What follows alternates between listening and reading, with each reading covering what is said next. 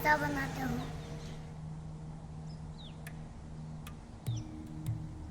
In the city of Mysore, Karnataka, a centuries-old craft continues quietly behind workshop walls. Rosewood inlay.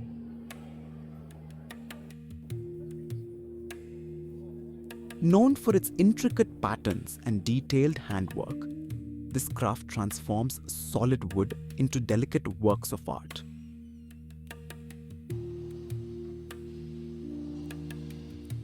The process of inlay is slow and precise.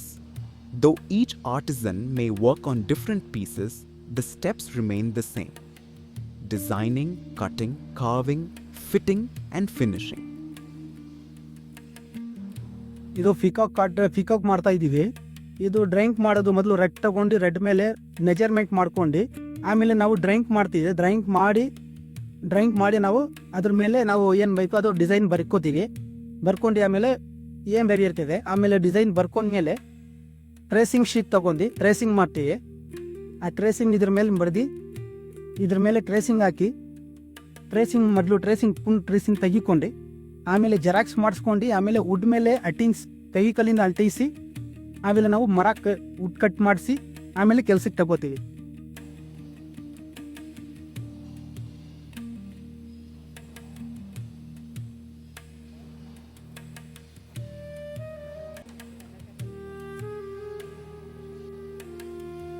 ನನ್ನ ಹೆಸರು ಆಶಾ ಅಂತ.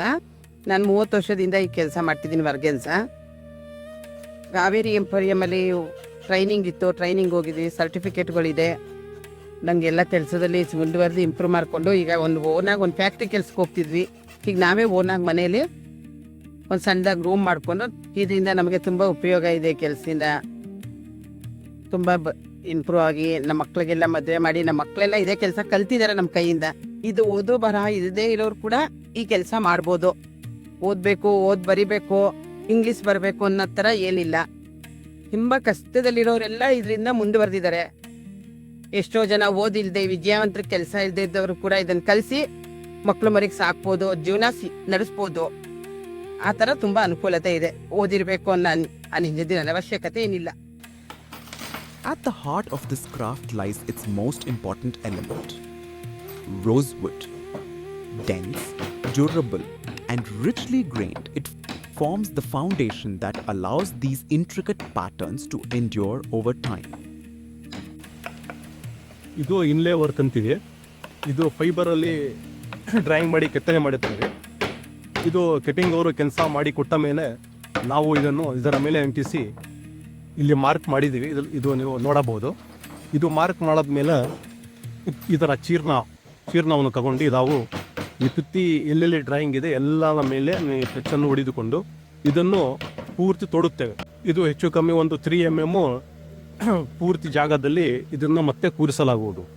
ಅದರ ತದನಂತರ ಇದನ್ನು ಕುರಿಕಲ್ ಅಂಟಿಸಿ ಇಲ್ಲಿ ಕೂರಿಸಿದ್ರೆ ಇದು ನೀವು ನೋಡಬಹುದು.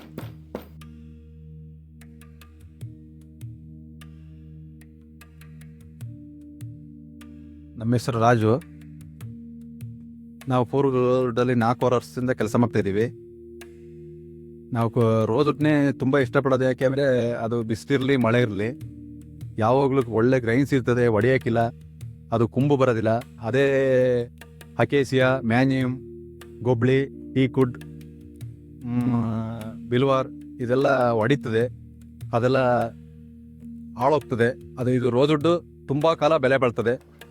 ಚೆನ್ನಾಗಿ ಕೆಲಸ ಮಾಡಿದ್ರೆ ಫಿನಿಶಿಂಗ್ ಇರ್ತದೆ. ಯಾವಾಗಲೂ ಬೆಲೆ ಬೇಡ ಅಂಥದ್ದು ರೋಸ್ವುಡ್ಡೇ. ನಾವು ರೋಸ್ವುಡ್ನೇ ತುಂಬ ಕೆಲಸ ಮಾಡೋದು, ಇಲ್ಲಿ ತುಂಬ ಲೈಕ್ ಮಾಡೋದು. But like many traditional crafts, rosewood inlay faces an uncertain future.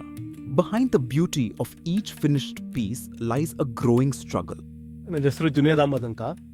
ನಾನು ಒಬ್ಬ ಕರಕುಶಲ ಕಲೆಗಾರ. ನಿಮಗೆ ತೊಂದರೆಗಳು ಆಯ್ತಾ ಇದೆ ಈ ನನಗೆ. ಯಾಕಂದರೆ ಕೆಲಸಗಾರದು ತುಂಬ ತೊಂದರೆ. ಕೆಲಸ ಕಲಿತಾ ಇಲ್ಲ. ಯಾಕಂದರೆ ಅವ್ರಿಗೂ ಪೇಮೆಂಟ್ ಕಮ್ಮಿ ಆಯ್ತೈತೆ, ಲೇಬರ್ ಜಾಸ್ತಿ ಆಯ್ತೈತೆ. ನಮಗೆ ಕೆಲಸ ಮಾಡೋಕ್ಕೆ ತುಂಬ ತೊಂದರೆ ಆಯ್ತೈತೆ. ಒಂದು ಆರ್ಡ್ರ್ ನಾವು ಒಪ್ಕೊಂಡ್ರೆ ಏನಾಗುತ್ತೆ ಅಂದರೆ ಕಸ್ಟಮರ್ ಕೇಳೋ ಒಂದು ರೇಟ್ಗೆ ನಾವು ಆ ರೇಟ್ಗೆ ಮಾಡ್ಬಿಡೋಕೆ ಹಿಮ್ಮತ್ತೆ. ಯಾಕಂದರೆ Even as the final polish brings out its shine, the survival of the craft depends on the hands that continue to practice it. Yet, despite those challenges, the craft continues, sustained by patience, discipline, and a quiet dedication passed down through generations. ಈ ಮೈಸೂರಲ್ಲಿ ಹೆಚ್ಚು ಕಮ್ಮಿ ಒಂದು 40-50 ಜನ ಇದೀವಿ ಅಷ್ಟೇ. ಬಿಟ್ರೆ ಯಾರು ಹೊಸೊಬ್ರಂತೂ ಯಾರು ಇಲ್ಲ ಈಗ, ಕಲಿತಾನೂ ಇಲ್ಲ. ಒಂದು ದಪ್ಪ ತುಂಗು ಮರದಿಂದ ತಗೊಳ್ಳಿ ಸ್ವಲ್ಪ ಫೀಸ್ಗಳು ಕಟ್ ಮಾಡ್ಕೊಂಡು ಅದಕ್ಕೆ ಕ್ರಾಫ್ಟ್ ಮಾಡಿ, ಅದಕ್ಕೆ ಕಾರ್ವಿಂಗ್ ಮಾಡಿ, ಅದಕ್ಕೆ ಗುಂಡ್ಲೆ ವರ್ಕ್ ಮಾಡಿ ಮಾಡೋದಂಕ ಎಷ್ಟು ಕಷ್ಟ ಆಗುತ್ತೆ ಅದು ನಮ್ಗೆ ಗೊತ್ತು. ಯಾಕಂದ್ರೆ ತುಂಬ ಹೃದಯನ ಕೆಲಸ ಮಾಡೋದು ನಾವು. ನಮಗೂ ಒಂದು ಜಾಸ್ತಿ ನಾವೇನು ಕೇಳ್ತಾ ಇಲ್ಲ, ಅದು ಒಪ್ಕೊಂಡ್ರೆ ಸಾಕು, ಖುಷಿ ಆಗುತ್ತೆ. Craft survives when curiosity survives.